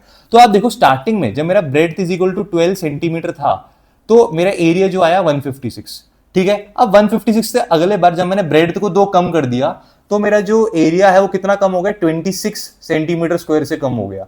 अब देखो जब मैंने ब्रेड को दोबारा 2 कम करा तो इसमें मेरा एरिया दोबारा कितना कम हो गया, आप बोलोगे 130 माइनस 26 करोगे तो 104 आ जाए, दोबारा 26 सेंटीमीटर कम हो रहा है।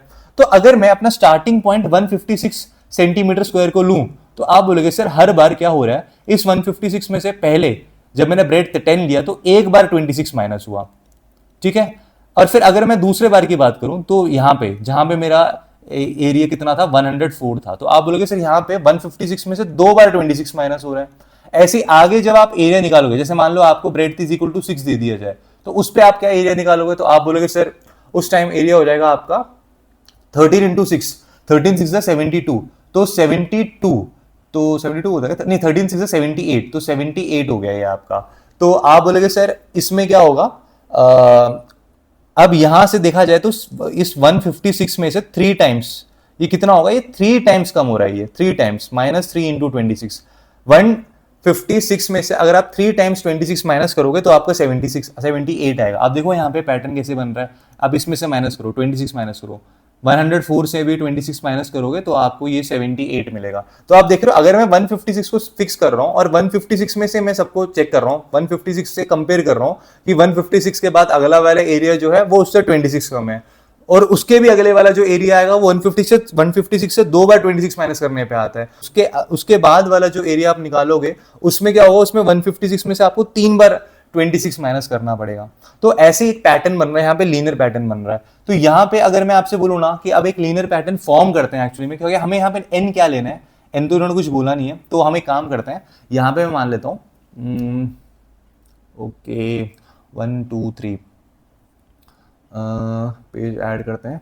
तो आप बोलोगे सर लीनियर पैटर्न क्या बनेगा, तो मैं बोलता हूँ कि यहाँ पे जो लीनियर पैटर्न है ना, ध्यान से देखना, एरिया मैंने बोला यहाँ पे एरिया का लीनियर पैटर्न निकालना है। एरिया कैसे निकालते हैं, एरिया क्या होगा 156 होगा, ये पता है ये इस क्वेश्चन के लिए, ये पर्टिकुलरली इस क्वेश्चन में है जहां पे आपका लेंथ 13 दे रखा है और ब्रेड तो जो स्टार्ट हो रहा है ना, ब्रेड तो 12 से स्टार्ट होते हुए 2 कम होते जा रहा है, ब्रेड तो 12 से फिर 10 होगा, फिर 8 होगा, फिर 6 होगा, फिर 2 होगा, ऐसे। तो आपने बोला 156 माइनस, यहां पे क्या हो रहा है आप देखो हर जगह पे क्या है, हर जगह पे 156, और इसको देखोगे तो 156 सेम है, 26 सेम है, 26 सेम है, 26 सेम है। क्या चेंज हो रहा है 1 2 3, यहाँ पे कितने नंबर ऑफ टाइम्स आप चीजों को ले रहे हो, मतलब कि जितने बार जैसे कि यहाँ पे 156 माइनस n इंटू कितना हो जाएगा, आप बोलोगे सर 26 हो जाएगा।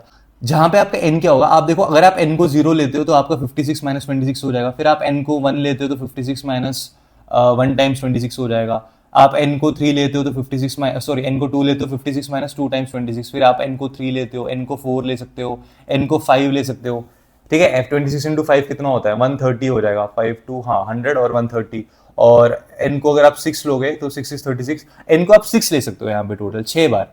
तो यहाँ पे n यहाँ पे क्या हो सकता है, आप बोलोगे सर n जो होगा हमारा 0 से बड़ा या 0 के बराबर और 6 से कम या 6 के बराबर, तो ये हमारा n हो जाएगा।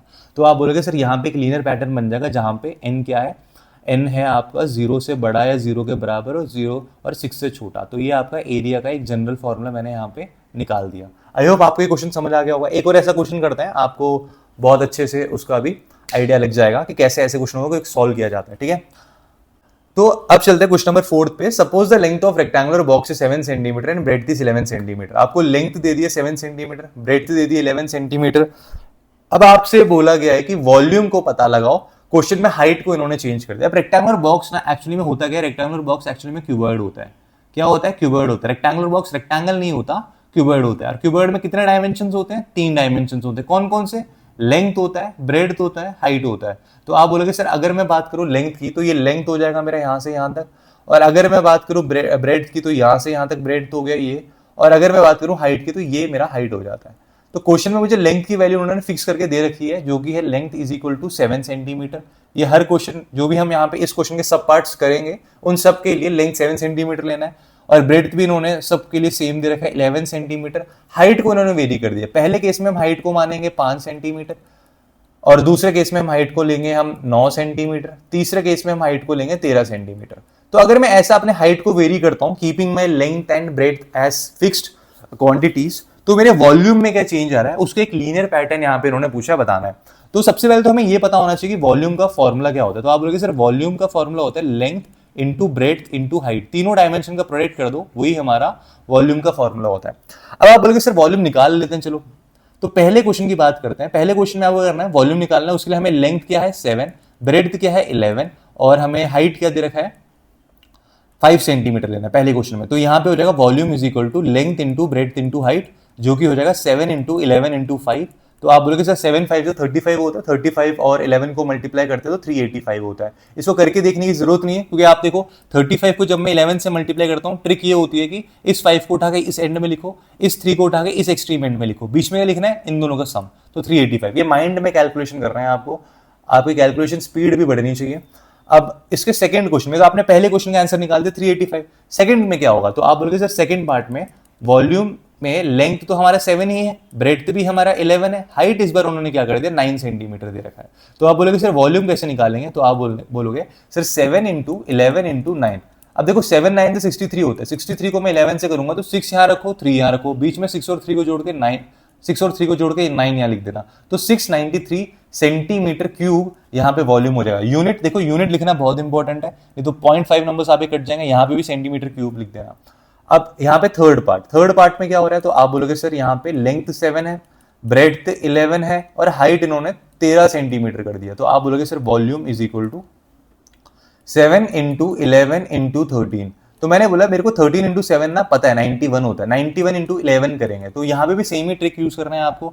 आपने यहाँ पे 1 लगाया, यहाँ पे 9 लगाया, लेकिन करना क्या है, आपने उसके बाद 1 और 9 को जोड़ा तो 10 आया, और जो 1 कैरी बचेगा उसको उठा के इस 9 में जोड़ देना, तो हो जाएगा क्या? तो ये 1001 हो जाएगा। तो 1001 सेंटीमीटर क्यूब मेरा इसका आंसर आ गया।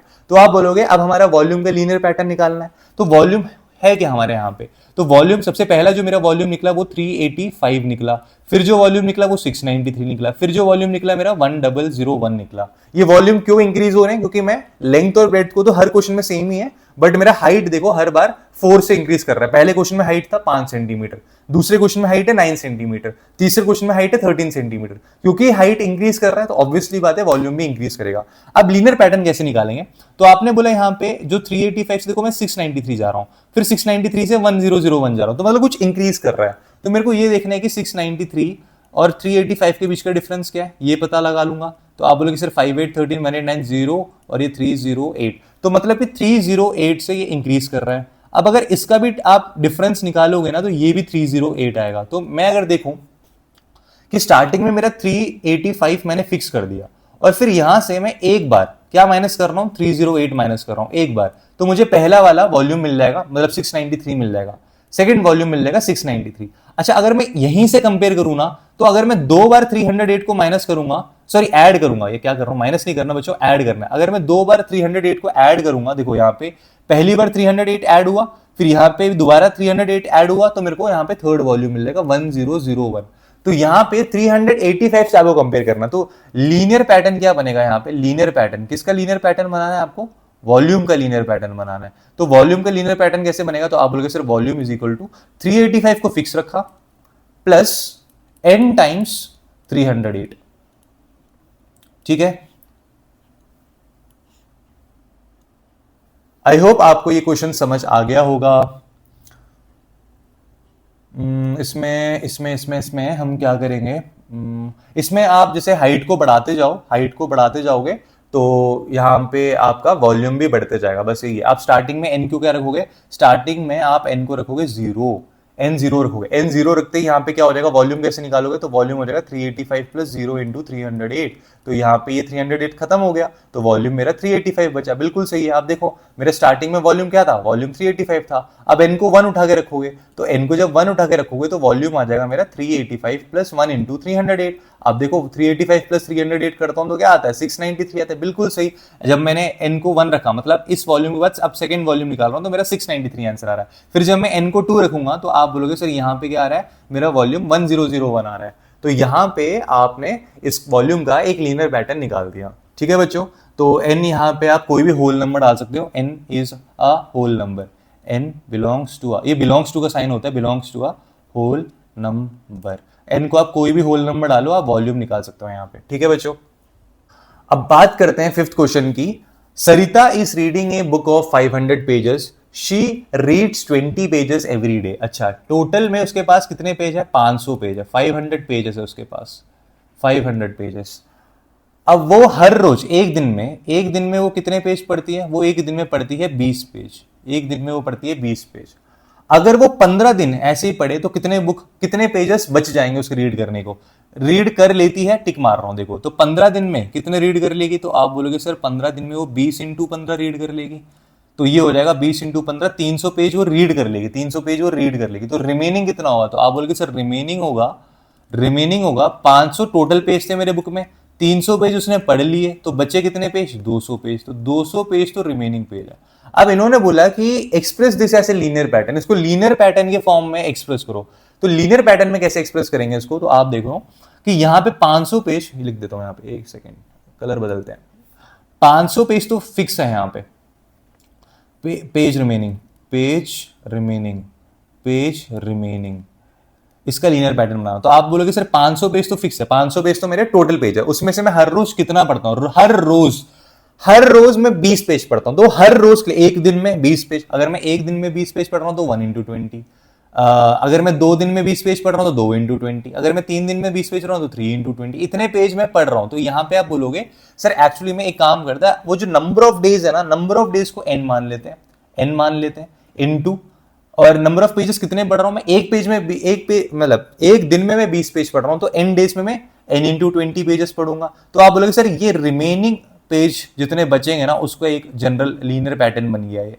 अब इसमें आप नंबर ऑफ डेज, n क्या है, नंबर ऑफ डेज, तो आप बोलोगे सर मैंने स्टार्टिंग में फर्स्ट डे पे मैंने कितना पढ़ा, फर्स्ट डे पे मतलब जैसे n को 1 डाल दोगे तो आप बोलोगे सर फर्स्ट डे में कितना पढ़ा मैंने, 500 माइनस 1 इंटू 20, 500 माइनस 20, तो ये हो जाएगा 480। तो मतलब कि अब मेरे 480 पेज बचे हैं पढ़ने को, ये है इसका मतलब। फर्स्ट दिन में मैं 20 पेज पढ़ूंगा, ऐसे आप n को 2 डालोगे, इसका मतलब सेकंड डे में आपने कितने पेज पढ़े, तो 2 इंटू 20 40 पेजेस, तो 500 माइनस 40 कर दोगे तो इसका आ जाएगा 460 आ जाएगा। ऐसे आप इनकी वैल्यू डालते जाओ, तो ये एक जनरल पैटर्न बन गया यहाँ पे। तो आप इनको यहाँ पे जीरो डालो, जब मैंने कुछ भी नहीं पढ़ा, बुक पढ़ना स्टार्ट ही नहीं किया, तो 500 माइनस जीरो हो जाएगा।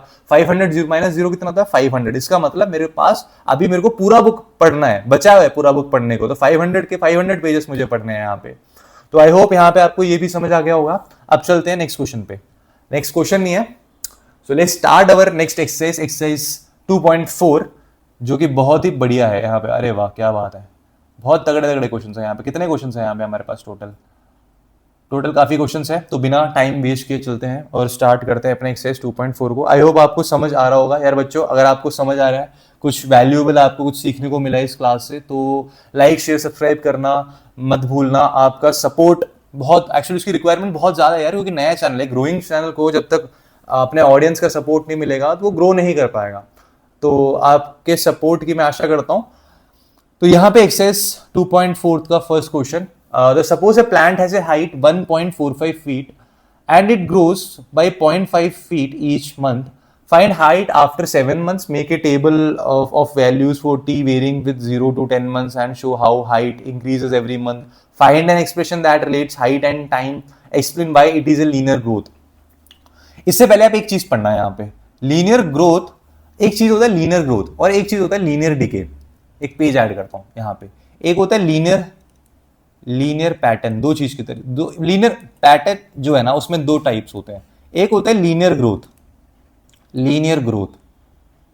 एक होता है लीनियर डिके।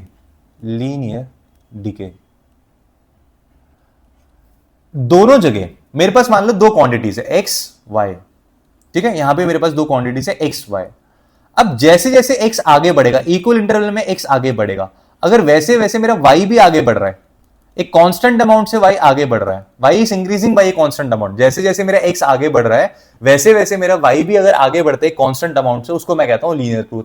अब लीनियर डिके क्या होता है, अब जैसे जैसे मेरा टाइम के साथ एक्स आगे बढ़ रहा है, मेरा वाई एक कांस्टेंट तरीके से वो डिक्रीज हो जा रहा है, बार बार कुछ फिक्स्ड अमाउंट से वो डिक्रीज हो जा रहा है, फिक्स्ड अमाउंट से डिक्रीज हो जा रहा है, तो उसको मैं क्या बोलूंगा, उसको मैं बोलूंगा लीनियर डिके बोलूंगा, ठीक है। अब यहां पे क्वेश्चन को समझते हैं। क्वेश्चन बोले कि एक प्लांट के पास ना हाइट क्या है 1.75 स्टार्टिंग में, मतलब जब टाइम जीरो था, टाइम जीरो है तब उसके प्लांट की हाइट कितनी है, हाइट है 1.75 फीट, ठीक है।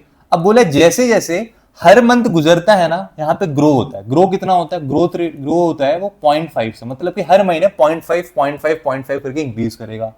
तो आप बोलोगे find the height after 7 months, make a table for values for T varying from 0 to 10 months. तो आप बोलोगे देखो यहां पे ना सबसे पहले हमें टेबल बनाना है, तो टेबल में ऊपर तो आप लिखोगे टाइम और ब्रैकेट में लिखना मंथ्स। जो आप टाइम यहां पे दिखा रहे हो मंथ्स में दिखा रहे हो, आवर्स में या ईयर्स में या सेकंड्स में या मिनट्स में नहीं है। और यहां पे क्या है नीचे हाइट कैसे चेंज हो रहा है, और हाइट आपका दिखाना है आपको फीट्स में, ये फीट्स में है यहाँ पे। तो स्टार्टिंग मुझे करना है जीरो, इनिशियली जब मेरा टाइम जीरो था, मतलब मैंने अभी स्टार्ट नहीं किया, देखना ऑब्जर्व करना, तो मेरे प्लांट की हाइट कितनी है भाई, मेरे प्लांट की हाइट है 1.75 फीट्स हम मैंने ऑलरेडी यहां लिख दिया, तो दोबारा मैं टेबल में यहाँ पे फीट्स नहीं लिखूंगा। अब जैसे एक महीना खत्म होगा, एक महीने में उसकी हाइट कितनी बढ़ जाएगी, 1.75 से कहां गया, 1.75 से 0.5 इंक्रीज हो जाएगा, ठीक है। आप बोलोगे ठीक है सर। अब सेकंड महीने की बात कर रहा हूं, सेकंड महीना जैसे ही सेकंड महीना होगा, सेकंड महीने में उसका ग्रोथ कितना हो जाएगा, तो पहले उसने ऑलरेडी 1.75 प्लस 0.5 वो पहुंचा हुआ है, वो सेकंड मंथ में दोबारा 0.5 इंक्रीज कर जाएगा। तो मैं बोल सकता हूं यहां पे कि वो 1.75 plus 2 into 1.75 plus 2 into 0.5 grow कर गया। यहां पे इस वाले केस में वो 1.75 प्लस 1 इंटू 0.5 ग्रो कर गया। अब ऐसे ही अगर मैं बोलूं आपसे कि आपको निकालना क्या है, यहां पे आपको टेबल बनाना है 0 से 10 मंथ्स तक का, तो आप बोलोगे सर ये, अरे यार टेबल बनाए क्या, टेबल बनाता हूं। तो यहां पे मैंने बोला कि सबसे पहले हमने यहां पे टेबल बनाया और ये मैंने जीरो लिखा, यहां पे मैंने बोला ये टाइम लेना है आपको, यहां पे आपको हाइट लेना है, जीरो का मेरे पास आया 1.75, फिर फर्स्ट मंथ का आया मेरे पास 1.75 प्लस 1 इंटू 0.5 आया, फिर सेकेंड मंथ का आया मेरे पास 1.75 प्लस 2 इंटू 0.5 आया मेरे पास। फिर ऐसे करते करते करते आपको 10 मंथ्स का निकालना है टेबल, तो 10 मंथ में कितना हो जाएगा आप खुद देखो, 1.75 प्लस 10 इंटू 0.75, 10 इंटू 0.5। तो यहां पे आप इसको इसकी वैल्यू निकालनी है, find the height after 7 month. पहला क्वेश्चन का आंसर देखो, उसका प्लांट का हाइट ना स्टार्टिंग में कितना था 1.75, ये तो फिक्स था, ठीक है। और आप देखो 7th मंथ में उसकी हाइट क्या रही होगी, ये निकालना है मुझे। आप देखो पहले मंथ में उसकी हाइट कैसी है, 1.75 फिक्स क्वांटिटी, वो तो सब में आ रहा है, और ये देखो 1 है यहाँ पे, और यहाँ पे सेकंड मंथ के एंड में मैंने 2 लिखा हुआ है, 2 इंटू 0.5, मतलब हर मंथ वो 0.5 अपने पहले वाले मंथ से 0.5 और इंक्रीज हो गया, उससे पहले वाले मंथ से 0.5 दोबारा, हर मंथ जैसे जैसे आप आगे बढ़ोगे तो 0.5 इंक्रीज होते जा रहा है। तो जैसे आप बोलोगे सर इस क्वेश्चन में क्या हो जाएगा, 7 टाइम्स 0.5 हो जाएगा। 1.75 तो उसकी ग्रोथ स्टार्टिंग में थी, फिर वो 7 महीने तक हर महीने 0.5 ग्रो करेगा। मैं ऐसे लिखूंगा नहीं, 7 बार 0.5 लिखना बेवकूफी है, टाइम नहीं वेस्ट करना। तो यहां पे 7 बार 0.5 को लिखने का इजी तरीका है 7 इंटू 0.5, तो इसका आंसर निकाल दो। तो आप बोलोगे सर 1.75 प्लस 7 इंटू 0.5 कितना होता है, 3.5 होता है। अच्छा, अगर मैं इसको जोड़ूंगा तो आप बोलोगे सर ये 5 तो यहां आ जाएगा, 7 5 12 होता है, 1 1 2 होता है और 2 3 5 होता है, 5.25 फीट्स इसकी हाइट आ जाएगी। ये क्या है, ये मेरा क्वेश्चन का आंसर, फर्स्ट क्वेश्चन का आंसर है। अब सेकंड क्वेश्चन में टेबल बनाने को बोला था, तो टेबल मैंने बना दिया है। आप 0 1 2 3 4 5 6 सब कुछ लिख देना है यहाँ पे, मैंने आपको बता दिया कैसे लिखना है आपको ये। अब find an expression, third question में बोले कि भाई इस एक्सप्रेशन निकालो। यहाँ पे एक्सप्रेशन क्या है, that relates height and time. तो यहां पे मैं हाइट को निकालने का एक एक्सप्रेशन बना सकता हूं। हाइट कैसे निकाल रहा हूं मैं, स्टार्टिंग में पेड़ की हाइट थी 1.75 फीट और हर महीने में वो 0.5 से उसकी हाइट इंक्रीज कर रही है। तो मैंने बोला 1.75 प्लस टी इंटू 0.5। पहले महीने 0.5 करेगी, दूसरे महीने 0.5 प्लस 0.5, तीसरे महीने 0.5 प्लस 0.5 प्लस 0.5, 3 बार 0.5। तो जैसे जैसे महीना इंक्रीज हो रहा है, जो महीने की मैं बात कर रहा हूं वो इंटू 0.5, ये है ना पैटर्न। तो यहां पे ये मेरा हो गया h is equal to 1.75 plus T into 0.5। आप बोलोगे सर टी को मैं क्या लिख सकता हूं, यहाँ पे टी को आप बोलोगे सर जीरो। मैं स्टार्ट कर सकता हूं जीरो से, मतलब मैंने अभी ऑब्जर्व करना चालू नहीं करा। जीरो का मतलब क्या, टाइम जीरो का मतलब मैंने जब ऑब्जर्व करा तो प्लांट की ग्रोथ नहीं है, अभी प्लांट 1.75 फीट्स पे ही है। और टाइम कहां तक जा सकता है, तो आप बोलोगे सर हमारे टोटल कितने महीने होते हैं, टोटल महीने 12 होते हैं। तो आप बोलोगे सर टोटल महीने 12 ले लो, यहां पे आप टी को कुछ भी रख लो, आपके पास यहां पे आ जाएगा आंसर। ठीक है बच्चों, तो आई होप आपको यहां पे ये क्वेश्चन समझ आ गया होगा। अब चलते हैं नेक्स्ट क्वेश्चन पे। अ mobile phone is bought for ₹10,000, it's value decreases by ₹800 every year. तो ये लीनियर डिके का सवाल है, ये लीनियर ग्रोथ नहीं है, डिके है। क्योंकि यहाँ पे आपका मोबाइल फोन का जो प्राइस था स्टार्टिंग में, इनिशियली आपने जो प्राइस फोन का जो था वो था ₹10,000, ठीक है। और वो क्या हो रहा है, वो हर महीने उसकी प्राइस जो है ना वो ₹800 वो डिक्रीज हो रहा है, डेप्रिशिएट हो रहा है। डिप्रिशिएट का मतलब हर महीने के अमाउंट से डिक्रीज हो जाना। Find the value of the phone after 3 years, make a table of values for time T varying 0 to 8 years and show how the value of the phone we depreciates with time. अच्छा ठीक है, देखो बहुत आसान है, देखो वैसे ही same ही है, बहुत आसान है यार। ये एक टेबल बनाना है जहां पे आपको टाइम लिखना है और यहाँ पे आपको वैल्यू ऑफ द फोन लिखना है। और टाइम किस में है, ईयर्स में है यहाँ पे, और वैल्यू किस में है, यहाँ पे रुपीज में है। ठीक है, तो आप बोलोगे सर यहाँ पे जब मेरा टाइम जीरो है, जब मैंने अपना फोन खरीदा नया, तो वो था ₹10,000 का। ठीक है, इस जीरो महीने में इसकी प्राइस है, इसकी वैल्यू है मोबाइल फोन की ₹10,000। अब जैसे ही पहला साल खत्म हुआ इसकी वैल्यू डिक्रीज हो जाएगी। कितनी डिक्रीज हो जाएगी, तो आप बोलेंगे सर 10,000 से 800 कम कर दो, 800 कम हो गया यहाँ पे। अब सेकेंड ईयर की बात करता हूं, अब 2 साल बीत गए, 2 साल बीतने पे क्या हो जाएगा, दोबारा 800 और कम हो जाएगा, उससे पहले वाले साल से एक और बार 800 कम हो जाएगा। तो ऑलरेडी हमारा 800 कम हुआ था 10,000 में से। तो आप बोलोगे सर इसमें 800 2 बार माइनस हो जाएगा, तो इसको मैं लिख सकता हूं 10,000, इसमें कुछ ज्यादा जीरो हो गया ना 10,000 के अंदर, एक मिनट, तो ये मैं हटा देता हूं। हाँ, तो ये मेरा हो जाएगा 10,000 में से 800 2 बार माइनस करना है। तो 10,000 में से मैंने 800 को 2 बार माइनस कर दिया, 2 into 800। ठीक है, तो ऐसे इन्होंने बोला है आफ्टर 3 years क्या वैल्यू होगी फोन की। तो बहुत आसान है यार, पहले क्वेश्चन का आंसर तो निकालना बहुत आसान है।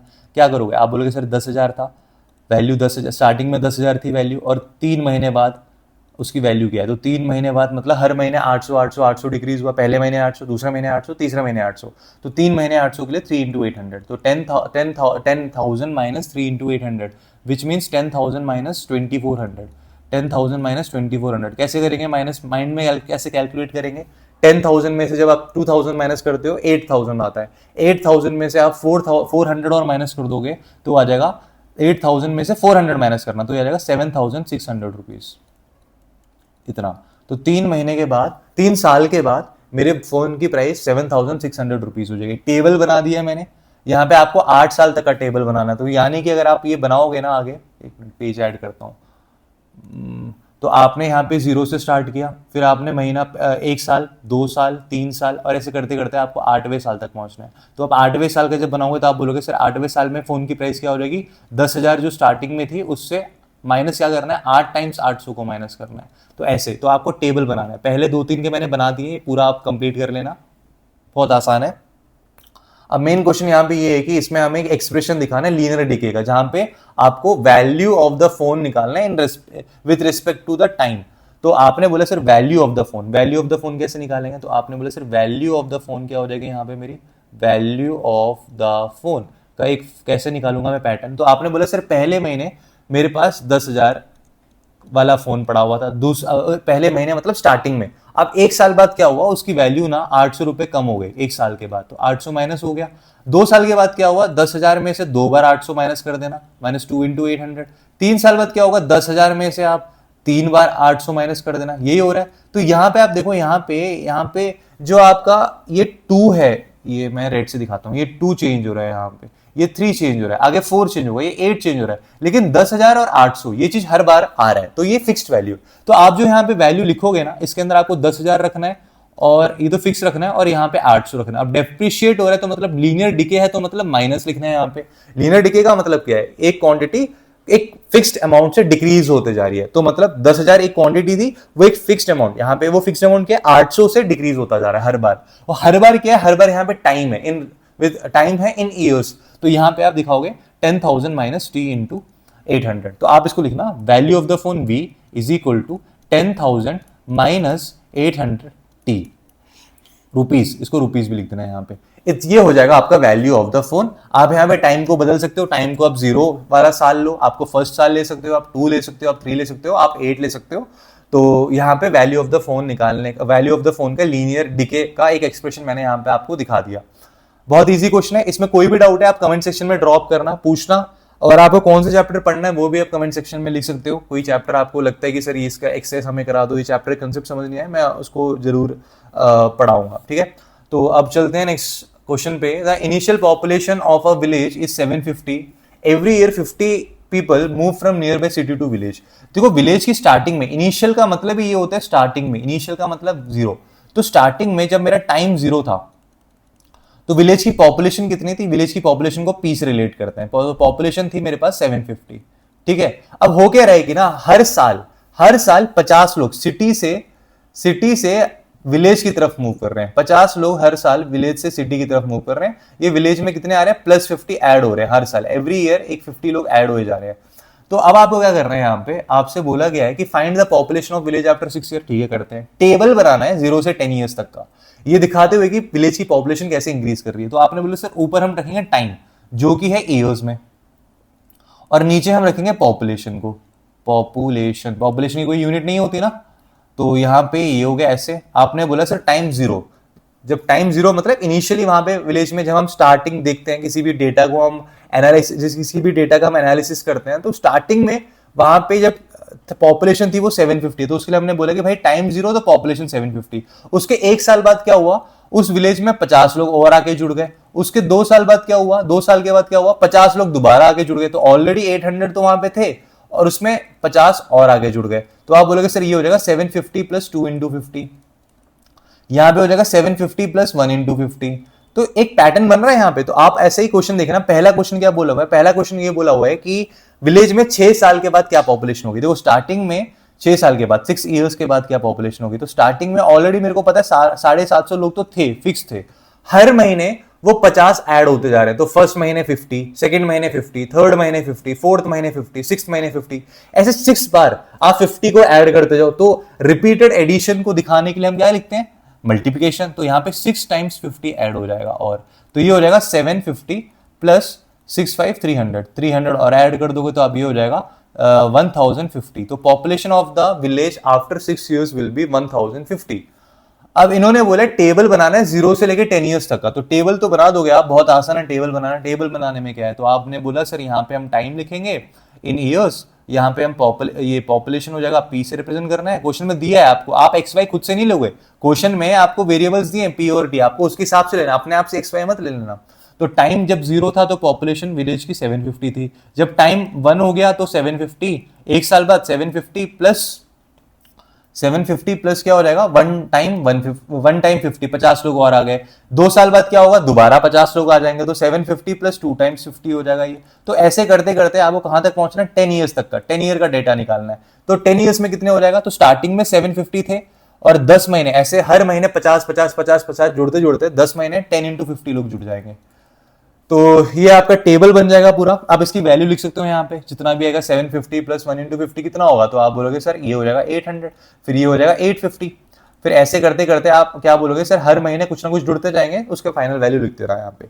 अब यहाँ पे इन्होंने बोला कि एक्सप्रेशन लिखना है, तो एक्सप्रेशन कैसे लिखेंगे, तो आप बोलोगे सर देखो बहुत आसान, अब तो यार लिखना सीख गए हो गया आप। फिक्स क्वांटिटी क्या है यहाँ पे 750, हम 750 से कंपेयर कर रहे हैं। तो स्टार्टिंग में 750 है और लोग बढ़ रहे हैं, 50 बढ़ रहे हैं, हर बार 50 बढ़ते जा रहे हैं। और कितने बढ़ रहे हैं, मतलब किसके साथ बढ़ रहे हैं, टाइम के साथ बढ़ रहे हैं। मतलब आपके 1 साल बाद, 2 साल बाद, 3 साल बाद, तो मैं बोलूंगा अगर 1 साल बाद एक बार 50, 2 साल बाद 2 बार 50, तो टी टाइम के लिए टी इंटू 50, इतना इंक्रीज होगा। ये क्या निकाल रहे हैं? पॉपुलेशन। तो पॉपुलेशन का एक लीनियर एक्सप्रेशन हो गया ये 750 प्लस टी टाइम्स 50। ठीक है, आई होप आपको ये क्वेश्चन भी अच्छे से समझ आ गया होगा। अब चलते हैं अपने नेक्स्ट क्वेश्चन पे। अब इसमें पूछा है कि explain why it is a linear growth. Linear growth इसलिए क्योंकि एक वो फिक्स्ड अमाउंट से 50 से हर साल इंक्रीज होता जा रहा है, इसलिए मैं बोल सकता हूं कि ये लीनियर ग्रोथ है। अब यहां पे क्या है कि telecom company charges ₹600 for a certain recharge scheme. This prepaid balance is reduced by 15 each day after recharge.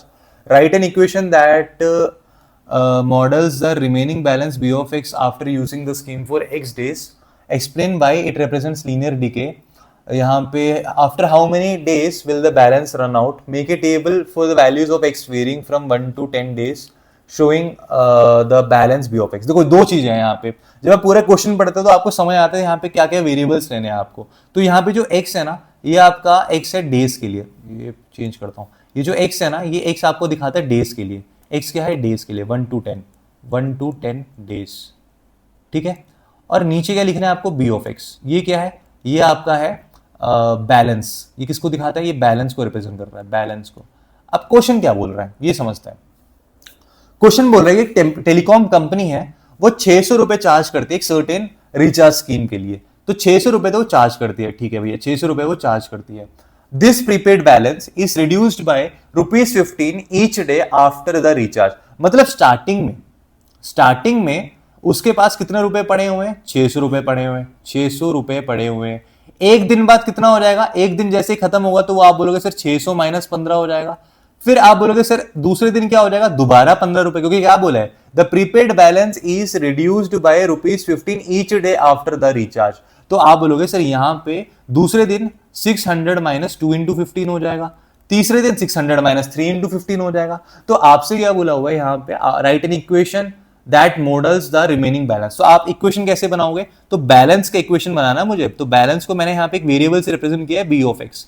तो बी ऑफ एक्स का इक्वेशन क्या बनेगा? तो आप बोलोगे sir B of X will be equal to 600 minus X into 15। ये हो जाएगा मेरा यहाँ पे इक्वेशन। तो आपने पूछा सर ये कैसे बनाया आपने?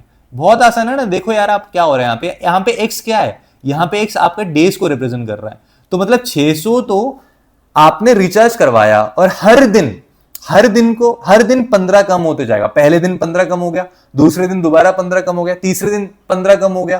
तो हर दिन को रिप्रेजेंट करने के लिए मैंने एक्स वेरिएबल मान लिया। और एक्स कहां से कहां तक होगा? आपने बोला सर एक्स को आपको लेना है, एक्स इज 1 से लेके 10 तक। आप एक्स को 1 से लेके 10 तक ले सकते हो। मैं तो कह रहा हूं आप एक्स को 0 से लेके 10 तक लो, 0 से लेके 10 तक लो, क्योंकि आपने जब रिचार्ज कराया, जिस दिन रिचार्ज कराया उस दिन आपके अकाउंट, उसके फोन के अंदर 600 रुपए पड़े हुए हैं। तो जैसे ही आप एक्स को 0 मान लेते हो, मतलब हम 0 जिस पॉइंट से हम डेटा को एनालाइज करना चालू करते हैं, तो उस पॉइंट पे आपके अकाउंट में 600 रुपए हैं। लेकिन जैसे ही एक दिन बीत गया, उसके बाद आपके पास 15 रुपए कम होते गए आपके 600 रुपए में से। तो इसलिए मैंने बोला कि 0 से लेके 10 तक मान लेते हैं।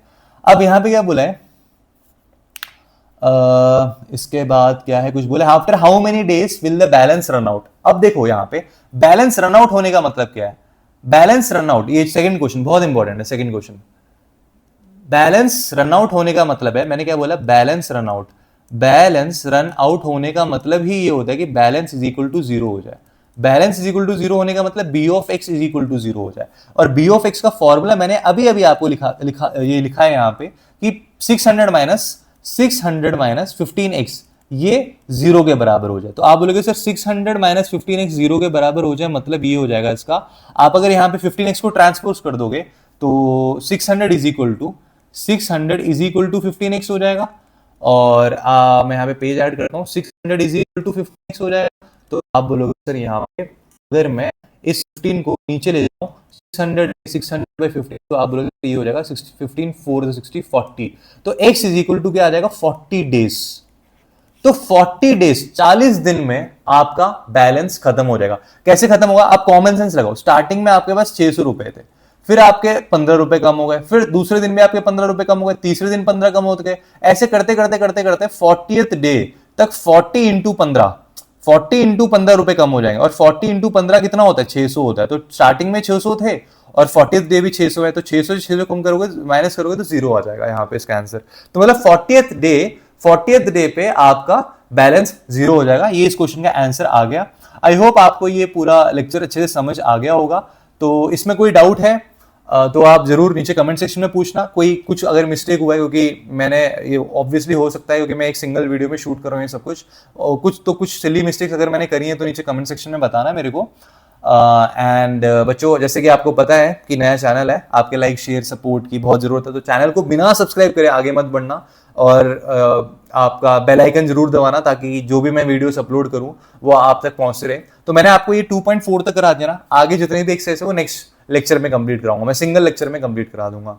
तो थैंक यू दोस्तों, मिलता हूं आपसे नेक्स्ट क्लास में।